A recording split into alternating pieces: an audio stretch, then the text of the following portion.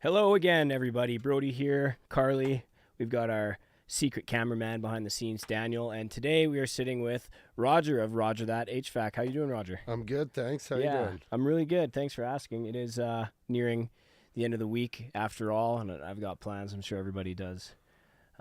So counting down the minutes till we hit Friday after work, right? Absolutely. But in the meantime, podcast is fun, and I'm happy to be here with you. So you're the owner and operator of Rodger That HVAC, is that right? I am, yes. Cool. So how did you get involved in the HVAC business? Oh, so a long time ago, just looking for a job. I was in another trade before, heavy equipment, and it was extremely seasonal. So I was just looking for something a lot more consistent, Monday to Friday, and guaranteed work, no shortages, issues like that. And I had a couple of buddies actually in the HVAC trade that invited me to a few different companies. So was able to start with one guy, and then had an injury, was down for some time, and then ended up started my career with Arby's Industries.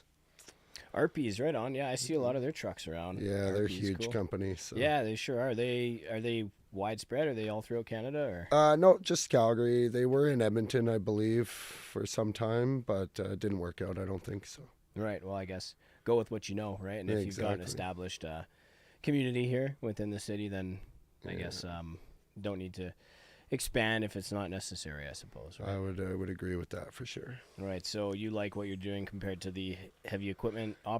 You're an operator of heavy equipment? Operating, and it's it was long hours. It was mundane, so falling asleep and stuff like that, trying to keep yourself alert throughout the day, or clock watching, stuff like that, whereas this job is polar opposite. There's not enough time in the day. We're never looking at the clock unless it's the fact that we've run out of time.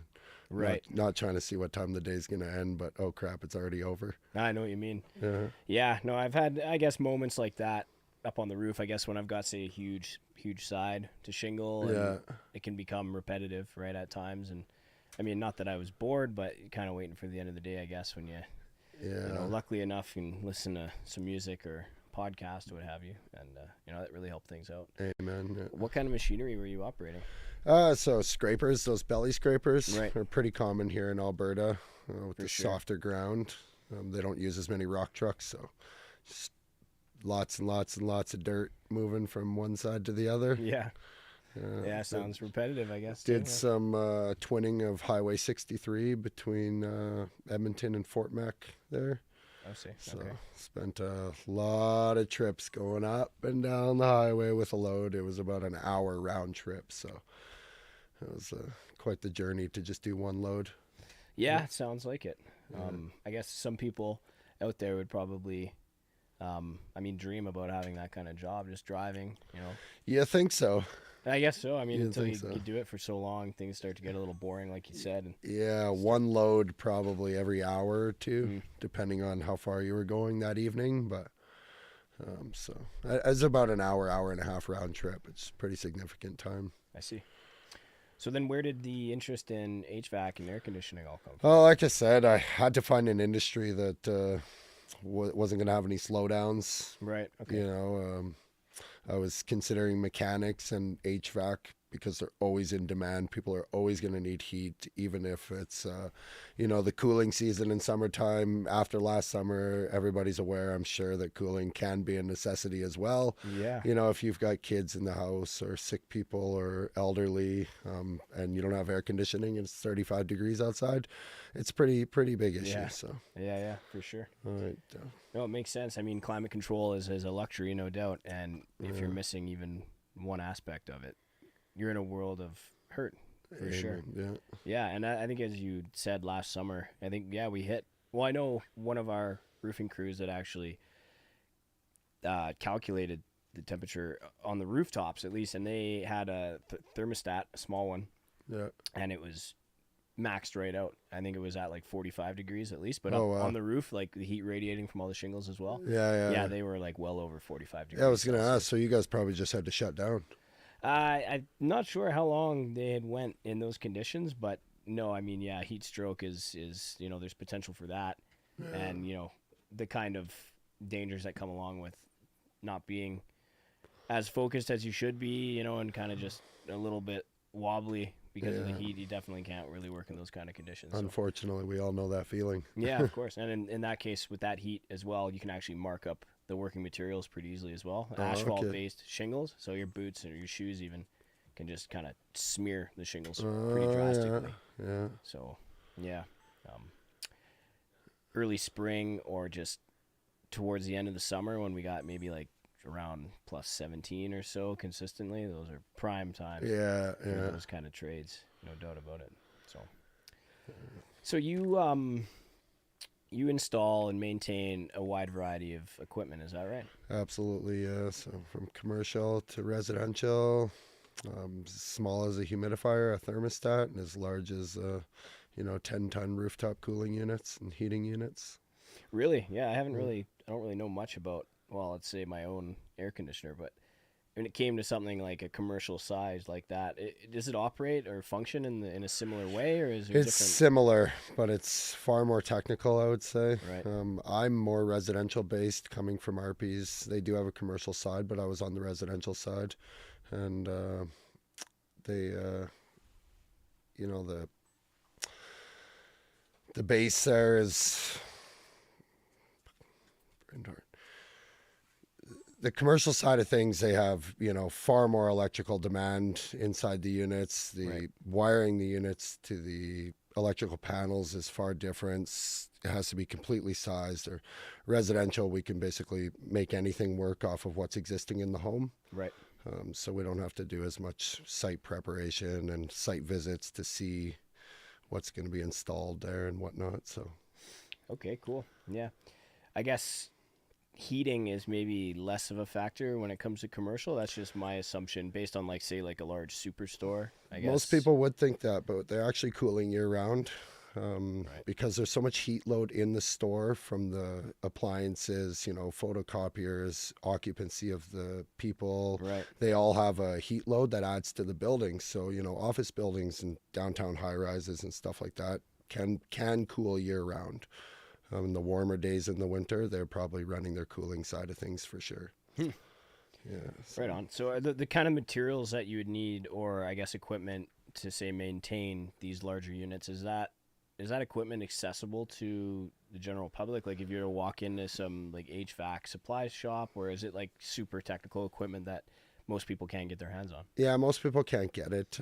Some people can try, or they'll try to work their way around through the supply house. And sometimes the supply house will make a mistake and sell to the wrong person. But most times you have to produce a ticket, a red seal ticket. So a sheet metal ticket is what I hold. Refrigeration tickets for some of those bigger commercial units is the ticket the guys need to have to be certified to even purchase those rooftop units. And then gas fitters, of course. They can purchase certain furnaces and gas-fired appliances, stuff like that. So, okay, I see. Not anybody can just walk off the street and grab stuff. You can probably walk in and grab some exterior hoods or some vents and stuff like that. But when it comes to the actual gas-fired appliances or appliances loaded with refrigerants, then they definitely need to prove some sort of certification. So I wonder about these like huge mansion homes, like whether or not they would have more commercial based equipment for heating such a large space, or is there like a gray area between like say residential and commercial? I've seen some commercial units on residential applications, but it's not too common. Most of the time what they'll do is just have multiple units of residential size. So the max size we would go up to in residential would be about 5 tons, or say 150,000 BTU, give or take. So you would say if you had a 6,000 or 8,000 square foot house, you would probably be looking at 2 or 3 of those systems. And then that way they can zone the systems as well throughout the house to create some comfort. So if you had, say, for example, the master bedroom wing and a section up there, that would be on its own zone. And then, say, living area, and then the basement area would be on its own. So it would be separated like that. You'd probably have the same amount of delivery of cooling or heating, but it would be separated across a couple of different units. Okay, yeah, I was kind of wondering if the same unit itself is able to cool and heat simultaneously, or if there is any equipment like that. There is. That's commercial units. They're called pack units. So definitely they do heating and cooling in one unit. typically in residential, if we're going to bring heating and cooling together, we're adding the cooling portion of it to your heating equipment. I see. Yeah. Okay. So what kind of installs do you do most regularly? Or if say you had obviously a variety of applications or work that needs to be done, what do you find yourself doing most? So right now my company is probably 50% based new construction. So we do a lot of tin work for commercial businesses and residential new homes. Lots of renovations, stuff like that, just relocating heat runs so they land in the proper areas when homeowners are doing renos of kitchens and bathrooms and stuff like that.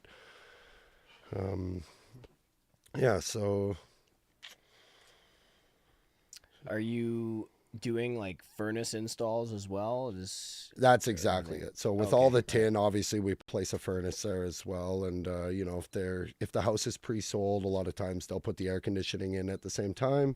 If the house isn't pre-sold, then they're just going with basic packages, until homeowners get involved and start making their requests, right? So lots and lots of furnaces, new construction. We don't actually commission those guys until the house is complete. Right. We're probably about 30% based retrofits and air conditioner installs. So coming into homes that are lived in, that have occupants, and we're ripping out the existing equipment and replacing it because it's reached its, lifespan, or adding air conditioning to existing furnace systems, stuff like that. Okay. Right on. Yeah. I wonder about if there are any other services you can offer, I guess, considering you're doing furnace installs and whatnot. I wonder about duct cleaning and things like that. Do you guys offer We stuff don't like offer duct cleaning. It is a goal of mine for the future at some point, but we don't offer it now. We are going to pick up a duct truck at some point. But if people are looking into duct cleaning, I recommend that they should go with a bigger company with a bigger duct truck and make sure that they're showing up with the proper sized equipment, right? To get a good vacuum on that duct and make sure that they're actually cleaning out the crevices and not just shoving a shop vac hose down the vent or something like that. Yeah. Okay. Yeah. So I wonder, because I think Carly and I both get a lot of 1-800 calls, like those duct cleaning services, like calls that we get. I think it's been a while since we've had one, but yeah, those scam calls. Yeah. Does Arpies do duct cleaning? They do, yeah. Right on. So I actually refer them most of the time because I know they have the right trucks. Right on. Okay. I'm always curious as to how much dust and debris is actually trapped inside the ducting systems. Like, Quite have a you bit. seen that yourself? When if you're like replacing furnace ducting, I'm assuming you're There's lots coming out. Yeah, it's usually a plume. I'll get the furnace out of there and they'll back up 5 or 10 feet and go for a break for a few minutes and let the dust settle because it's pretty gross. You do get the homeowners that take amazing care of their home and they constantly change their filters and there's no issues. We open up the duct and we open up the old furnace and it's spotless inside. It's nice to see, right? Right. But what's the craziest thing you found?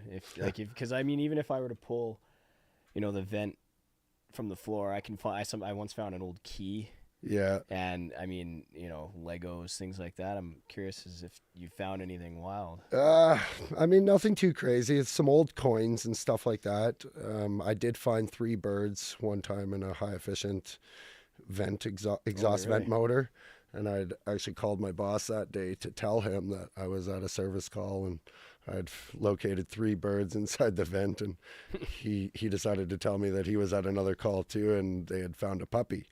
So that was one I had heard about. I didn't find myself, but apparently the smell was pretty revolting and pretty sad story. And that's wild. All that stuff. They figure, he got stuck off the main floor. The grill was off the wall, and once he got stuck in the ductwork, he just continued on to the furnace. And wow. And I guess the owners may have thought he just ran away or something like that. Something like that. They weren't too sure, but I think when the furnace shut off and the smell was happening, they had a pretty good idea. So yeah, that can certainly be dangerous for any real pet owner. Yeah.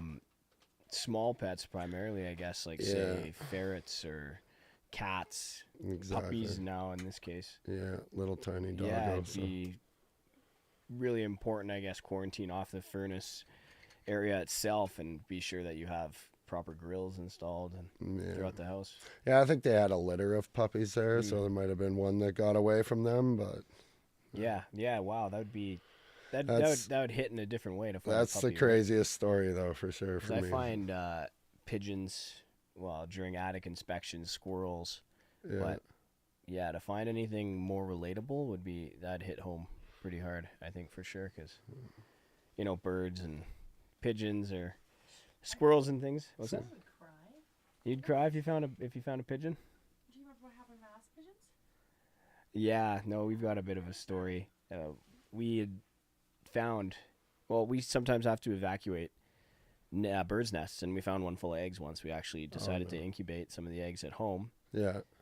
The pigeons hatched, and I think they were pigeons. Yeah, they were pigeons. We had a cat at the time as well, and we had them both nestled inside of this large laundry bin that was tall, the blankets and everything else, and the cat actually somehow managed to jump up onto something nearby and jump into the pin. Oh no.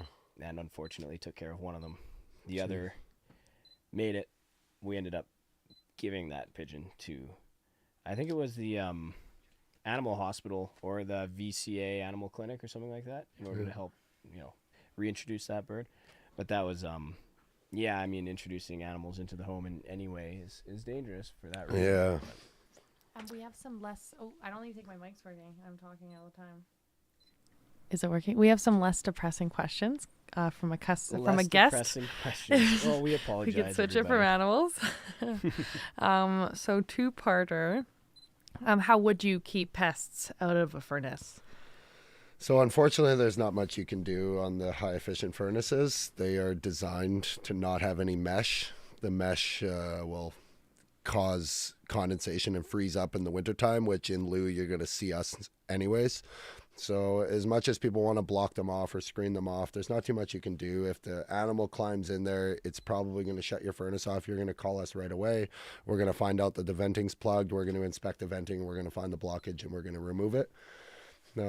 But yeah, as far as preventative, there's not much you can do, unfortunately. So there's like a safety that like stops it though if it senses. Yeah, life? well, I mean, they can't get too far. So basically those pipes have to prove that they're open to the furnace. So the furnace has a control board and a pressure switch in it. The pressure switch lets the control board know that those pipes are open and safely operating, meaning that air is traveling from inside to outside.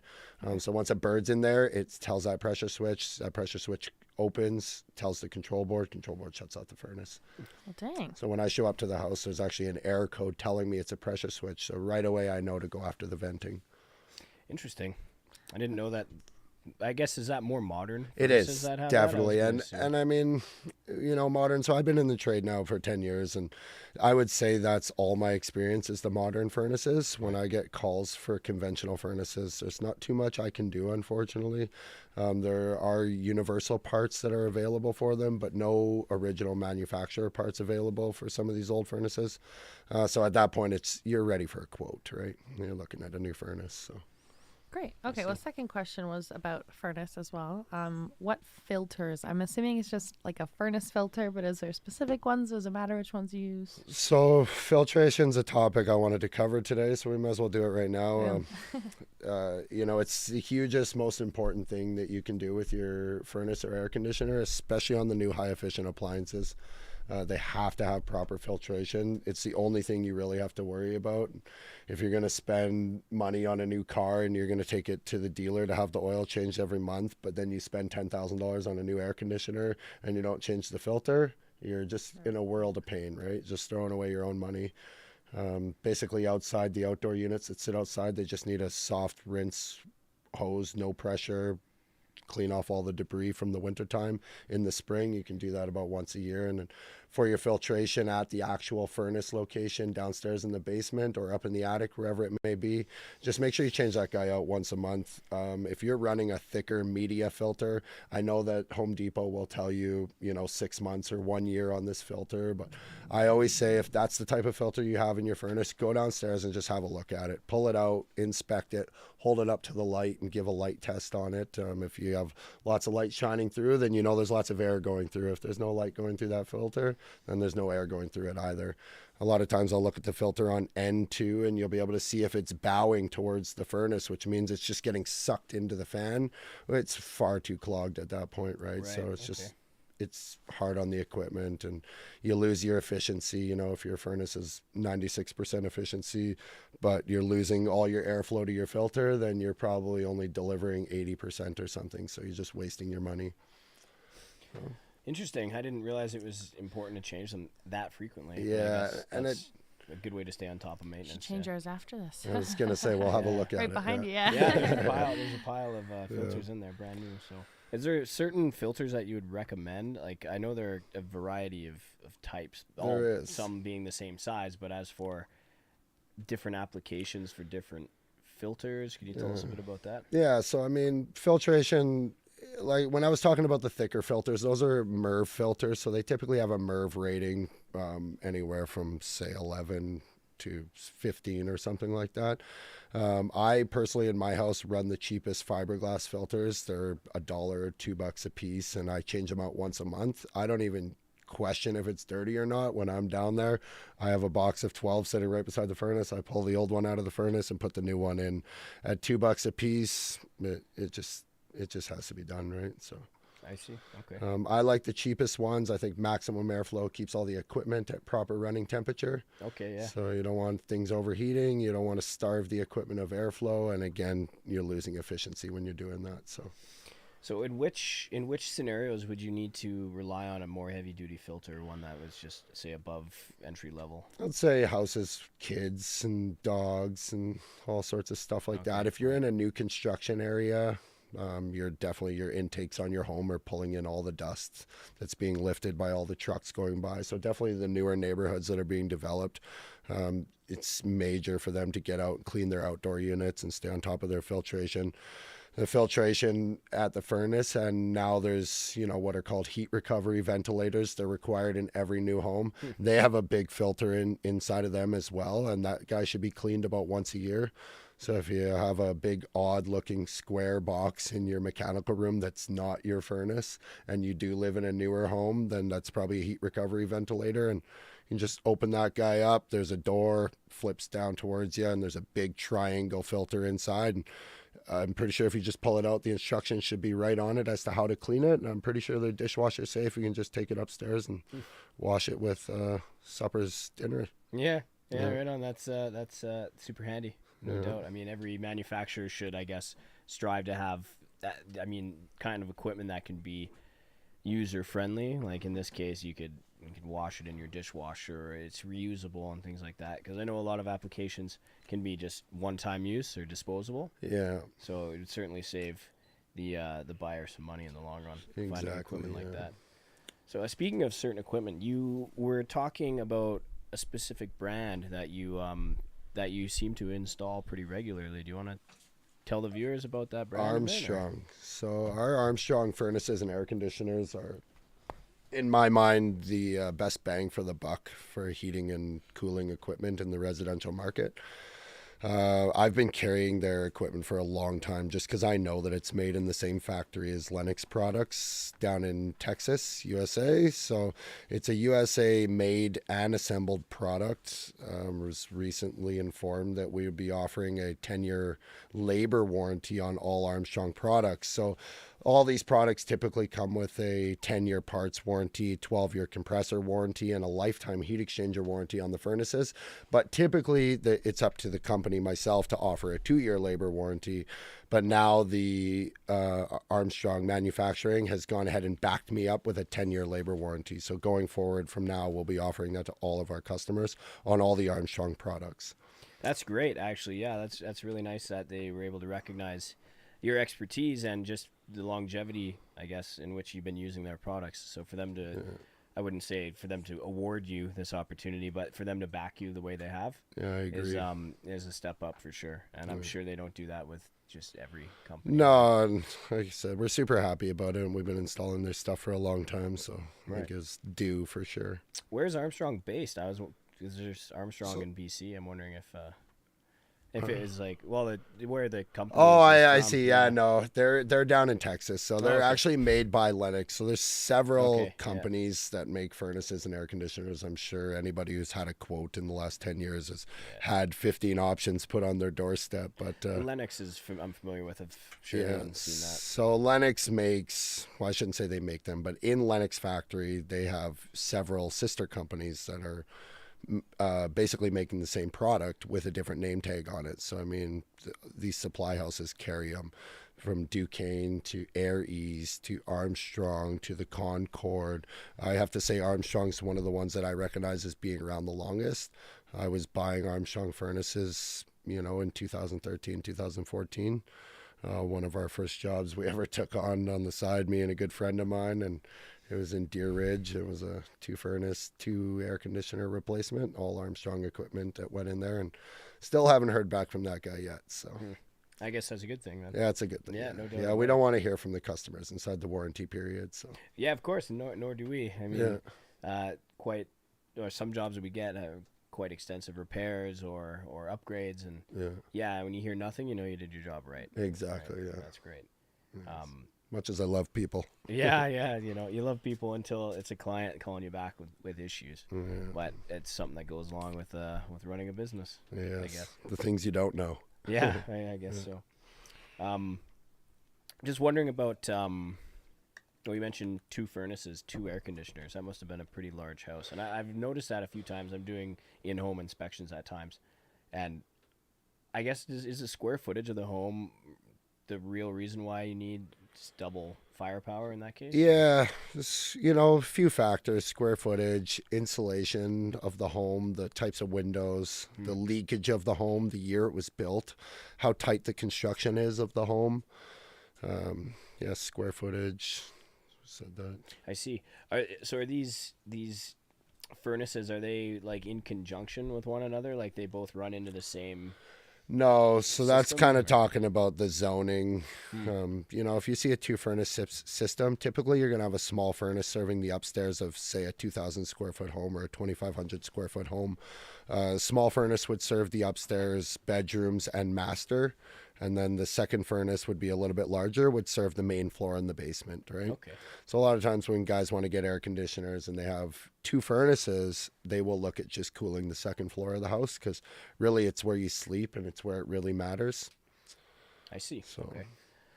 So that just brings me to another question I had for myself. Like you can see air conditioners that people would install in their windows in a bedroom, for example. Yeah. So I'm wondering if like whole home air conditioners, as you've mentioned, if they work similarly, or because I mean I've walked into a room with, say, like a window mount air conditioner and it's absolutely freezing in there. Yeah. Wondering if these like large size home air conditioners are able to, create the same kind of temperature difference or. Well, so I mean the window shaker is what I call them. They're really only good for one room. Right. So I mean a lot of times if you wanted to do, say, just your master bedroom and you're going to keep the bedroom door closed all day and just for sleeping purposes, then you can go ahead and do that. Those units I don't think are very efficient. As oddly as it is, the larger the unit, the more efficient it is, just because it has more space to do its work. So with those little units, typically they're really inefficient. So if you were to put one on every bedroom in the house, you'd probably be in a world of pain when you got your next utility bill. Yeah, that makes sense. As opposed to just having a central air conditioner unit tied into your furnace that's cooling the whole house and maintaining temperatures too. Lots of people don't realize when you're doing drastic changes, you're losing the efficiency of that unit. It wants to maintain and hold on to a temperature. So. Okay, yeah, that makes sense. Well, right on. I've already learned a few things already, which is cool. I don't have a lot of experience in HVAC, air conditioning, or furnace applications. So. No, a lot of people don't. And honestly, people will try to learn it, during the quoting process and stuff. They're going to educate themselves as much as possible. We're going to educate them as much as possible. But at the end of the day, when cold air is coming out of the vents, the questions stop. Right? Yeah. So, okay. Yeah, of course. We're happy now. So, we asked you to bring some photos with you, just some of the stuff that, some of the work that you've been doing. Give us a bit of a a look at the kind of work that you've been describing. So Yeah, bring so up some of that. We'll take a look at what you got. a couple of pictures here. I'll start with this one here, which is our good friends here at No Payne Yeah, that's Roofing. no paint truck, right on. Yeah, we're actually installing a garage heater in this infill. No Payne came out to tie in the roof jack for us. So we did a roof penetration on this one because the garage is actually too close to the property line, so we weren't able to vent the exhaust from the new appliance out the side of the garage. It had to go out the roof. I see. So it was an added cost to the homeowner, but no sweat when we gave you guys a call and you were out within a day and got it all wrapped up. Yeah, right on. So I kind of brings me to a different question about something I might have learned about high efficiency furnaces or just more modern applications. Are those mostly vented out the side nowadays? Or They are, yeah. I'm just wondering why they wouldn't run it up through the top like they would the average furnace. Well, so that's a good question. The new high efficient venting is designed to bring the condensation products of combustion that are condensating typically outside. On an older home, you'd see the chimney coming out of the roof and you'd see a big plume in the wintertime, right, of the condensation happening. We're trying to get that condensation now to happen inside of that new white plastic pipe. That's the high efficient part. And if it all condenses inside of that pipe before it escapes out of the house, that water is actually hot. And when it comes back to the furnace, we run it through a secondary heat exchanger. And as the air is blowing past, we get the last little bit of heat remaining in that water out of it before we send it down the drain, right? So interesting. Yeah. Okay. Well, yeah, because I see those white PVC applications all the time, and part of me wondered really what they were for, because I'm just so used to seeing, most furnaces just venting up and out, but now I have a better idea what I'm looking at now moving forward. Yeah, so I mean, they all go out the sidewall now, and homeowners hate them. They're not a fan of them, and they have to be set up in a certain way to meet code, right? So I've had people ask me if we can cut them off or change them, and I say no, it has to be like that for code and for operation of the furnace. And I'll leave, and they'll cut it off, and then they'll call us back and say the furnace isn't working or failed inspection or something like that. Interesting. We'll come back and say, well, you cut the pipe off. I didn't want that pipe there. Like, okay. Yeah. Well, when you hire the experts know what's best, right? Well, that's cool. Right on. Well, yeah, happy the client got what he asked for, and he had two reputable companies working on his property. So yeah. So again, sorry about that if I interrupted you there. No, it's all right. I'm just venting anyway. Yeah, so there's the Armstrong Air logo. Like I said, they are manufactured down in Texas. Lennox product, if you ask me. I worked for Arby's for several years, and they carry Lennox at Arby's, and that's why I'm such a fan of this product, because it's just identical. So. Yeah, go with what you know, kind of thing, right? If yeah, you have all that experience with Armstrong, then yeah, really good experience. So, and I don't think that Armstrong is scared to offer the 10-year labor warranty, because they know that they've gone ahead and built a solid product. So. Yeah, of course, and they trust that the install would be easy enough that it would be that it would be installed correctly most times, I assume. Yeah, so I took that picture actually this morning, so it's not the greatest, but. Well, you came prepared, so. Yeah, here's some copper lines that we were bending up. This is a really tight area to work in. I wasn't too sure how we were going to get the refrigerant lines in there, but those lines are basically coming from the outdoor unit that we were looking at into the high efficient furnace in the basement, and these lines just tie into the portion that goes above the furnace, which is called the A coil. And so basically the refrigerant just goes into there and takes all the heat out of the air as the fan's blowing past it, and the refrigerant comes out a little bit hotter than it went in, and we send it outside and break it down and compress it again and do a loop. Wow, quite the system. Yeah, I always figured that it was a little bit more complicated than I had first assumed, I guess, when it came to, heating and cooling. Yeah.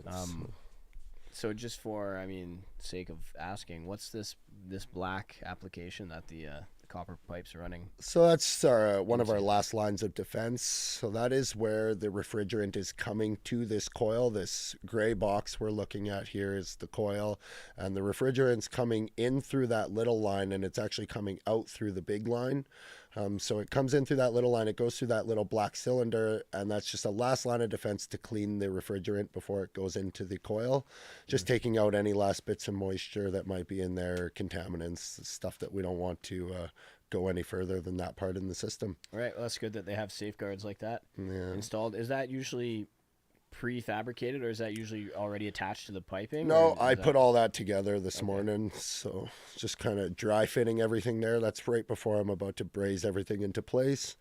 So that filter dryer, usually it's called a filter dryer, it comes with the unit, and every so many years you'll have to suck all the refrigerant out of the unit and pull that filter dryer out and replace it if it's become too dirty or compromised. Right on. Can I interrupt? Yeah, wow, yeah. We have a winner, just so you guys know. We have a winner. Of the podcast. So congratulations to, I'm sorry if I say this wrong, Tealin Violet. Tealin Violet. Woo. Sweet. There we go. Yeah, you guessed it, mystery word. Well, you are going to have a chance at winning $500 cash. I think we've been doing this on Mondays. Yeah, Monday at I think 2 p.m. Nope, 3 p.m. 3 p.m. Same time as this, yeah. My mistake. Yeah, well, we're just so fresh to the prize draw videos, but we will be in contact with you before then, and yeah, you'll have your chance at $500 cash. Let's hope that you win. Great. Now, back to the point. Yeah, back to the podcast. So, all right, we're looking at another. I would assume this is an air conditioning unit then. Yeah, another outdoor unit. So this is our slim unit. These ones are basically. We keep these for customers that have lack of space. They're looking for something a little bit more low profile. As you can see, he didn't have space for a full-size unit there. It would have been out onto his sidewalk. So we went with the slim unit. They cost a couple extra bucks, but they're really low profile, really quiet, and they are a little bit more efficient, these units, than some of the lower models. So I always wondered about how this piece of equipment actually works, because I assume it's not like it must be sucking air into the unit, but now how is it actually entering the home? Because like I always just see these small. Yes, I don't know. So it is pretty tricky. Yeah, I'll try to keep it as simple as possible. But as I was explaining in the last photo, when the refrigerant's doing a loop, so the refrigerant comes into the house and it takes all the heat out of the air. We're not actually cooling off the air. We're just taking the heat out of it, absorbing it into that refrigerant, and then sending the refrigerant back outside. When the refrigerant comes back outside to this unit, it has a series of pipes it's going to travel through. It's going to go through a compressor, be compressed back into a liquid before we send it back into the house. And it's going to go through those series of pipes, exhausting all the heat that it absorbed from the house outside into the atmosphere before making its way back inside to do another absorb grab, if you will. So yeah, those little refrigerant pipes, there's a little one and a big one on every system, and the little one going back into the house is actually a liquid, and it's once it hits that coil, it will expand and turn into a vapor, and once it turns into a vapor, it gets super cold super fast, and as the air is blowing past it, it's able to absorb all the heat out of the air and at the same time dehumidify the air as well a little bit, and then takes that superheated refrigerant and sends it back outside to the condenser unit here. We'll condense it back to a liquid, let it drop off all the heat outside, which is through that circle you're looking at, that fan. If you stand in front of that while it's operating on a 30-degree day, it's going to blast you with 40-degree air coming out of there. So okay, I see. Yeah. Right. So I kind of reminded me of when I was looking into how air conditioning worked in a vehicle. Okay. So it must be a similar, to an extent, like a similar system. Yeah. But, so I don't know anything about vehicle AC, but I understand it still has a compressor, which means that it's doing the same process. It's breaking it back down to a liquid from a vapor and then allowing the heat to be exhausted somewhere and then sending it back in to expand again from a liquid to a vapor. Yeah, well, it's quite the process, and I mean, yeah, it would be difficult to grasp, I guess, just at face value. Yeah, it definitely is. It took me years to grasp it, too. Yeah, so. Of course, yeah. No, I commend you for your understanding of it, no doubt about it.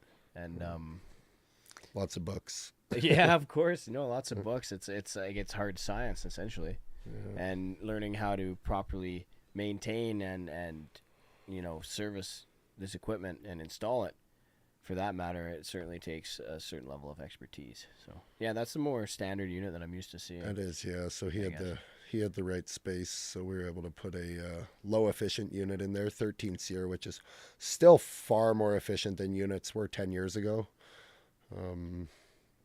Yeah, so that's just a winter cover on top of that one there, which is an add-on, but there's another photo of the Armstrong unit. Yeah. Well, that's pretty well what you're looking at outside your house when you purchase an air conditioner from us. And like I said, that's a 10-year hands-free unit, 10-year labor warranty, 10-year parts warranty.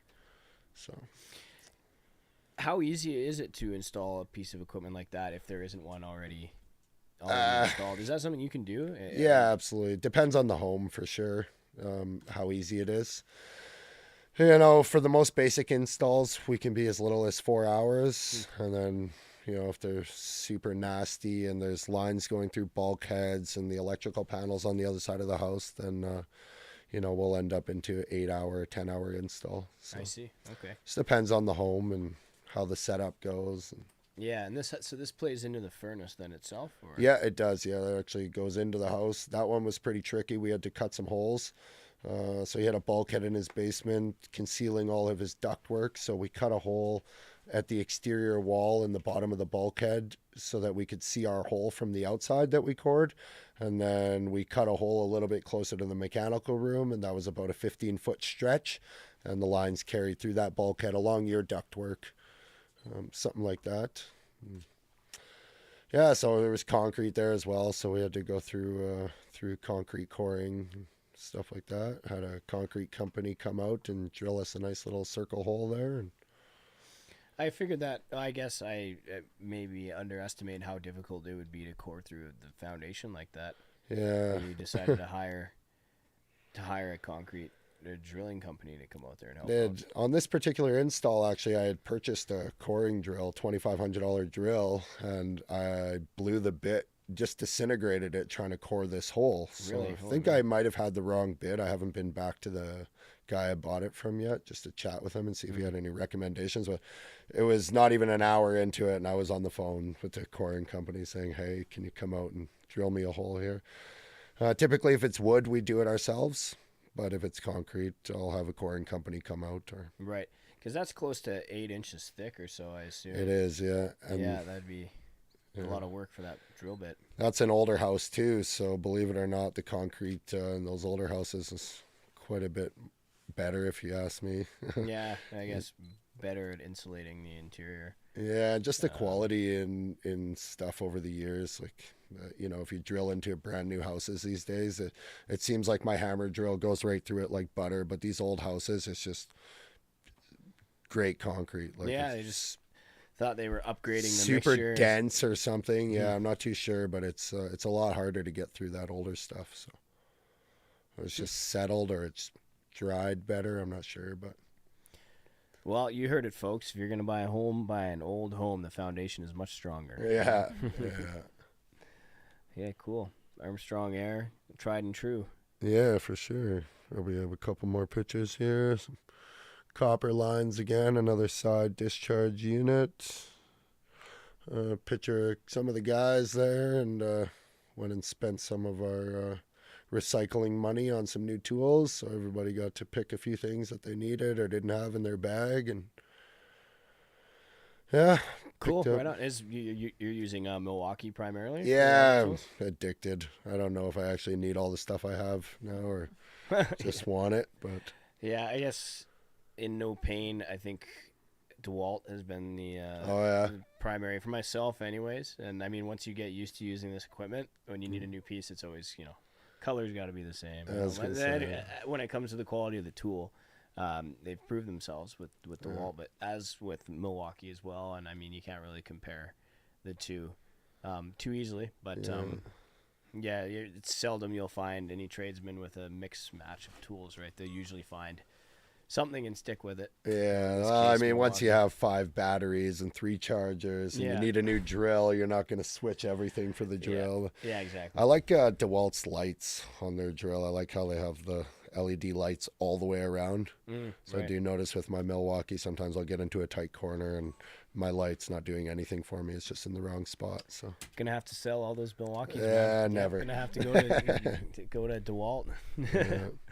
Yeah, cool. Well, it's nice that you were able to treat, the crew guys to new equipment with all that recycling money. You're recycling a lot of scrap metal, I assume. Yeah, a decent amount of copper. I mean, I try not to have too much go to recycling because obviously we pay for it and it's more valuable for us on an install than it is in the recycling depot. But eventually you get down to pieces that are just too small to work with. So it's goes into our vacation fund, as we like to call it. Yeah, cool. Yeah, that kind of goes for us as well with roofing materials too. You try to hold on to whatever usable material you have. But eventually it gets down to the point where it's too small to utilize or even to just keep it organized and store it. Yeah. Especially when you got a lot of 4-inch wide pieces of shingle or whatever else, pieces of plywood, stuff like that. Or underlayments where you got maybe 3 or 4 feet left on the roll. Seldom will you find a time to use that kind of stuff. Yeah, time to go. Yeah. So what do we got here? So this is another picture of an issue where there's no clearance on the side of the house for the air conditioner. Even where that patch of rocks is too tight for an air conditioner to sit there. You need to be able to have a walkway down the side of the house, in case there's a fire or something like that. So this is what we call slim duct, that white duct that's going all the way down the unit. And of course, when they're building the house, they rough the air conditioning lines through the bulkhead, as I was discussing, to the outside of the house to that location, hoping that the air conditioner would be able to sit there. But unfortunately, the air conditioner can't sit there. So we had to bring it all the way to the front of the house. And let's just give, customers and homeowners an idea of where the air conditioner can go and that it can be moved around. There is ways to conceal the line. Of course, this is, an upsell, an extra charge, but if the air conditioner is not going to work in the location that you were hoping for, then the options are available. Oh, yeah. At first glance, I thought those were like I was like a bumper rail or something like that. In case you're lugging some heavy gear. Refrigeration lines in there. And then we actually took a Dremel tool and we cut out the fence and, try to make it fit as tight as possible. So it looked pretty seamless. Yeah, it's low profile. It looks nice. It's not an eyesore. So and they can still walk down the side of their house there. So yeah, I guess that's the price you pay.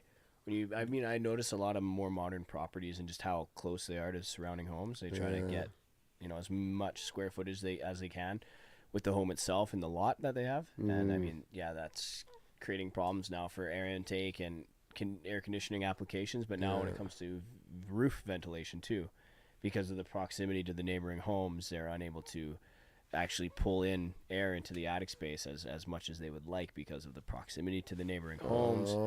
Because of fire code and things, you'll notice in a lot of these close proximity homes, the soffits are closed all the way along the side that's neighboring the neighboring house. Because it's a zero lot line.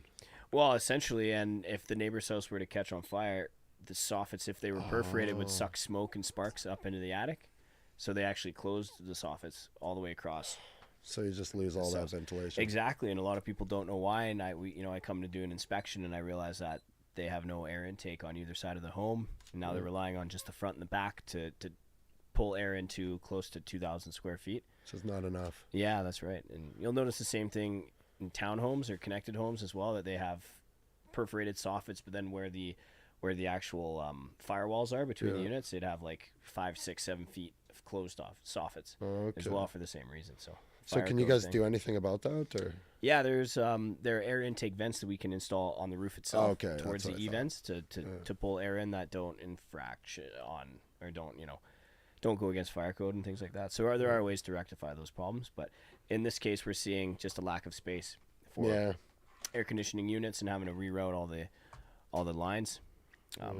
So this close proximity homes can cause problems. Big issues, in a lot of different ways. That one was a duplex too, and you know what? They were having attic issues in that house, and I was up in his attic a little bit. We actually ended up installing a Panasonic DC bath fan in there. So there's a new bath fan that he can run 24 hours a day because it's got a DC motor in it. So, I mean, I don't know if that's helped his issues. I haven't heard back from him, but we did jump up in there, it's very tight attic, 2 feet clearance, and laying across the joist to get over to the bath fan. Yeah, no, I know all about that. Yeah. So. Are you doing smaller installs like that often? Like, are you doing a lot of like bath fan exhaust applications and things? I mean, I definitely get the calls for them. I did a lot more of it when I was a little bit smaller and I didn't have quite as much work to keep me busy. Now times, it depends on who's calling me. You know, if the electrician's calling me saying he wants the bath fan done, then I'll say, well, why don't you install the fan and I'll come and deal with the vent. Because I mean, for me to guarantee the vent too, I want you guys to come out behind me and make sure we get the proper roof jack on there and the proper collar. Obviously, attic rain is, you know, a major issue in many homes in Calgary. Yeah, sure is. It's, you know, if we are retrofitting bath fans and, you know, if I do it by myself directly for the homeowner, then I will come in. I'll have you guys come in, tie in a new roof jack.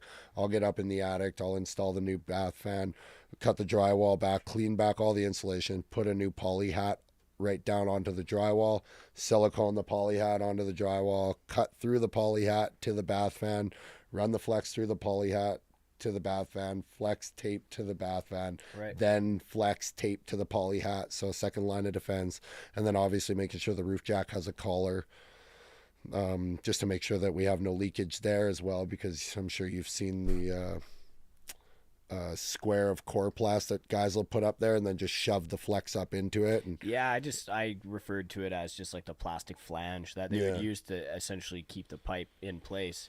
And it's a less than airtight system that obviously leaks a lot of humid air. And when it's cold, we got a lot of frost build up in those areas too. Sometimes icicles. Like I found an icicle the size of my arm once in those areas.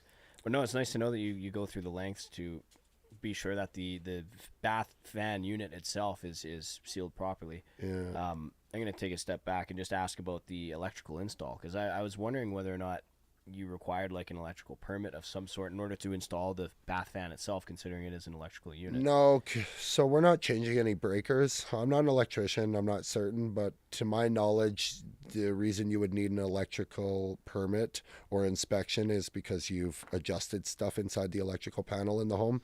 But just to turn a breaker off and unhook a bath fan, ret those wires off, install the new bath fan, and then tie those wires back into the new bath fan doesn't require a permit. Right. Okay. Right. I was right. Okay. Well, that answers that question. And I was just saying, to hear you actually go through the length of installing like a poly boot or hat, as you put it, over the unit, you know, using the right sealants at the base and tuck tape and all that is nice to hear, because a lot of the times in my inspection, I'll find, you know, poly boots just thrown on top of the unit, barely even sitting there, just not sealed or taped or what. They just threw it there. Sometimes half falling off. People just kind of What's the point then? Cut corners like that. A lot of people. And no, it's nice to hear that you can be trusted to do an install the way it should be, right? Good quality. You don't want the callbacks, right? I think that's what'll cripple a company. And not to mention, it's just the right thing to do. I mean, I have the same issue in the home I live in now. Obviously, we've been up there and we've rectified it and repaired it. But, you know, when I moved in there, it was just like every so often it'd be like, oh, there's more water drops. You can see it coming through the drywall. I was in an attic one time that really set me on doing it the right way. It was just a newer home, probably built in 2010 or so, and I want to say King Cora or something like that. And I climbed up into his attic, and all of the vents were done with that plastic flange, as you call it, which is just a piece of our return air Coroplast, right? It's just corrugated plastic. But, they were all done like that, and there was black mold on his plywood underneath inside the roof at every single vent. So I mean, it was a 2,500 square foot house. So again, there was the master powder room, the master bath, the laundry was up there, and then a main bedroom. So 4 vents up there, and they all had black mold on every single one before it left the house, right? And I just took a video and took a picture and just went downstairs, showed the homeowner. I was like, this all needs to be replaced, right? Like, I don't want to see it. You don't want to see it. Nobody wants to see it, but you need to know about it. Yeah, of course. And it blows my mind, like Calgary building code a lot of times too. I'm not sure if that's just like a standard installation method, but yeah, I find that 9 times out of 10, honestly, they use the corrugated plastic, as you said, and just use whatever they can to anchor the flex hose inside the vent unit. And they call it done. Sometimes there's just like a metal strapping just wrapped around the pipe, just hanging there, and just that's the way totally I was taught. wide open. I was taught that way. Really? Yeah, I probably did a few. Well, it really depends on where you're at for sure, because obviously up here when we have such crazy sub-zero temperatures and those huge fluctuations in temperature, that's a huge deal. But I'm assuming closer to the equator, that kind of application would have a lot less issues. Probably work, yeah. If it's not getting any colder than like -11, or I mean, in other words, if it's say almost +10 year round, or that's the coldest it would get, then I mean, I don't think that would really cause much. No, I think what's happening is the condensation's entering into the attic space and it's freezing to the plywood. Right. And then it's the first hot day, which we get plenty of Chinooks here in Calgary, it all turns into attic rain. So yeah, exactly. I notice it's those days right after a cold spell, and then we'll get some warm weather, and it's those days I'm getting those attic rain calls. Yeah. A lot of times people don't notice it until it's, or they can't tell when it happened. They only noticed it, say, 2 days ago. Yeah. Could have been a problem that had been there for a while, or I mean, it's difficult to tell exactly when it happened. Mm-hmm. But as you had explained, that's prime time for attic rain and for staining to appear on the ceiling. Yeah, and I know you guys were talking about, I've had Brendan out at my site a couple times to do some flexes in some attic spaces for us, and one thing that we've discovered recently is just making sure we have a huge length of the flexible pipe on there. It's my understanding, 5 feet or greater of a horizontal length of flexible pipe inside the attic will give that condensation inside that pipe time to dry. Having that horizontal lag for the water to pool in there, the condensation. And then if you have 5 feet or greater, then it doesn't get as deep. So it's spread out further. So it allows it to dry.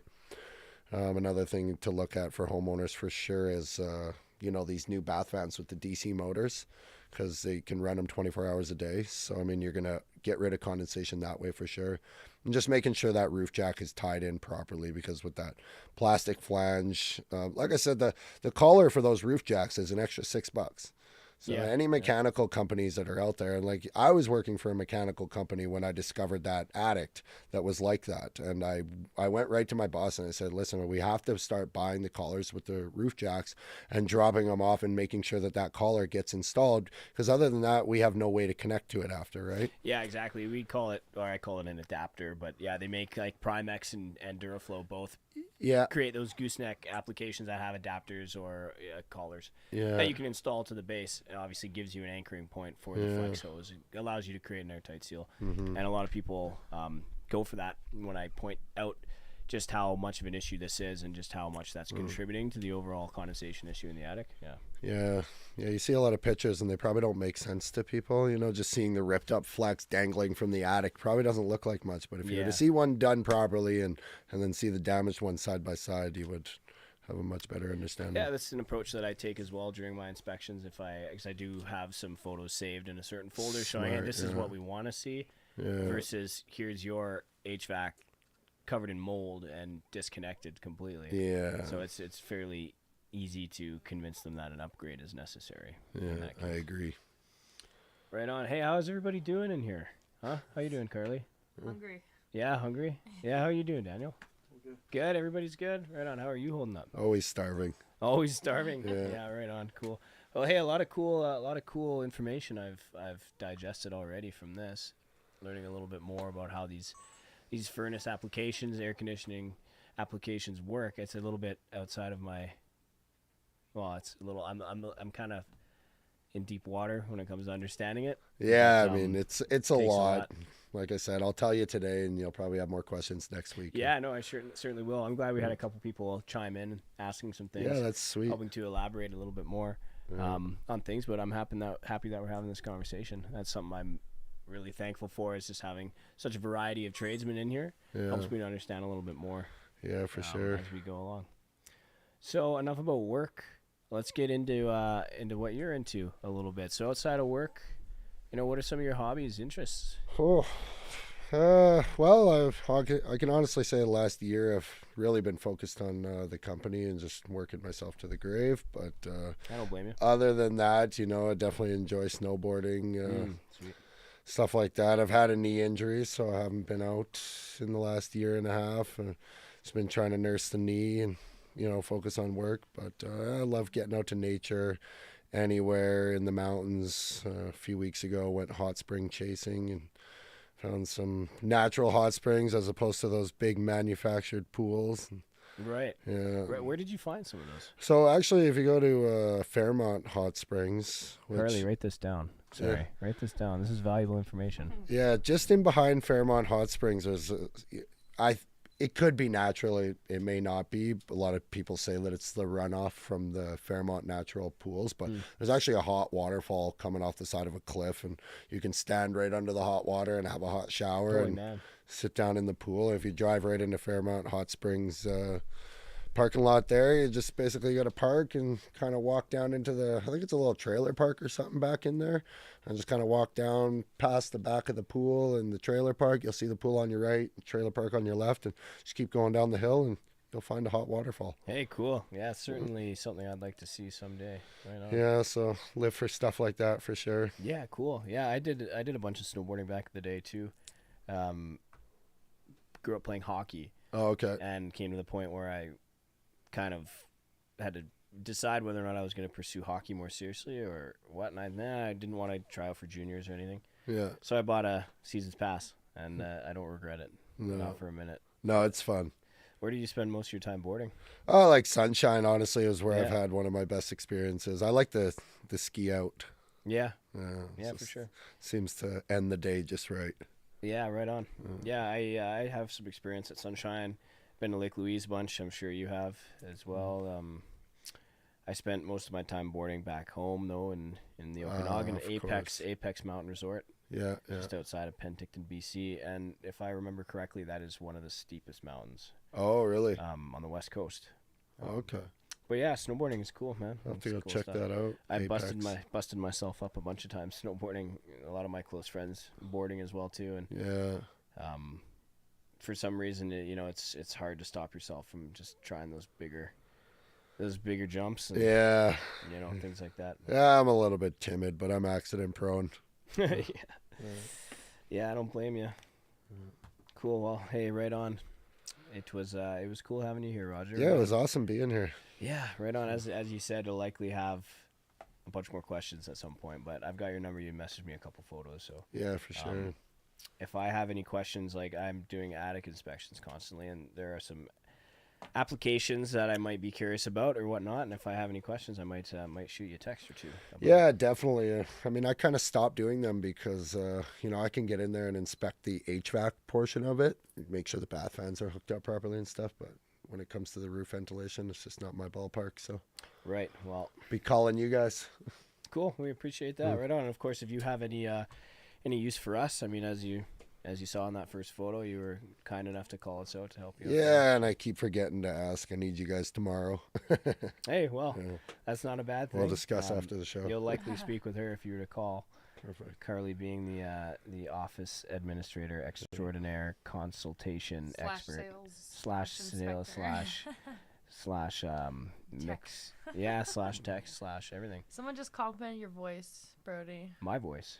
Buddy is a great interviewer, has a good voice too. Just wanted to say that from Mike Johnson. Hey, thanks, Mike. Nice voice, Brody. Thanks, Mike Johnson. We appreciate that a lot. Every podcast is a little different. Sometimes, I've yet to have a frog in my throat during a podcast, luckily, but you did chew gum once. I did chew gum once, and I'm also new to the camera and to the whole podcast world, and chewing gum, not the smartest idea, especially with these Shure SM7Bs. These mics are hot, and yeah, I can pick up my blood flowing. Let me see this. Yeah, no, not quite. I heard not quite. There are some rooms in the world though that like the most sound or acoustically treated rooms that you can actually hear your own blood flowing through your own veins, and it can drive people insane. You should look into that. It's pretty trippy. I've heard that too. Yeah, it's weird. Can you imagine? Quietest room in the world. Yeah, and just hear your own like blood flowing through your own brain. Yeah, that would drive me nuts. No wonder people are going crazy in those places. But anyways, cool. Again, Rodger, thanks for being here. Daniel, thanks for taking sweet pictures, videos. Carly, the tech has been smooth, and we appreciate that. And as for all of our viewers, thank you again for tuning in to the No Payne podcast this time around. We were lucky enough to have Rodger from Rodger That HVAC learned quite a few things. You definitely blew our minds with some of these explanations, because it's definitely a scientific application and takes a deep understanding, as you have explained, to really master this trade. Yeah. So we thank you for being here. And we did have a mystery word challenge winner this time around during the podcast, which is cool. I'm going to try to just break down some of the rules for that, just for those of you who don't know. You can only win the challenge once a month. You have to live in Calgary or surrounding areas, and you get 3 guesses. If we're live and you're guessing, you only get 3, right? And for those of you who already know, and for those who don't, we give you an opportunity to win $500 cash if you guess it right. So in this case, I think the word was Armstrong. No, it wasn't Armstrong. What did you, I was hoping we wouldn't have to get into it. Mike texted me. The Armstrong would be too hard, so it changed to furnace, actually. Oh, we changed it. Well, so okay. I was like really hoping it wouldn't come up, but here we are right at the end. You just had to bring it up. Yeah, hoping that a Put me on the change spot. that was made behind the scenes during a live podcast. I was like, maybe they won't notice. They Maybe I didn't won't tell have the to tell them. interviewer. Yeah. Well, that's okay. Blame Mike. That's okay. Well, hopefully nobody commented Armstrong. Nobody did. Nobody did. Okay, we're in the clear then. We're Wow. totally in the clear. People Okay. did comment furnace though. So. Okay, well, now I'm just embarrassed. But hey, I shouldn't be, because I had no idea that the word was changed. But back to the point, we had a winner. You have an opportunity to win $500. We're going to go live at 3 p.m. on Monday. And, we'll roll the dice. We'll ask the magic ball, see what the magic ball says.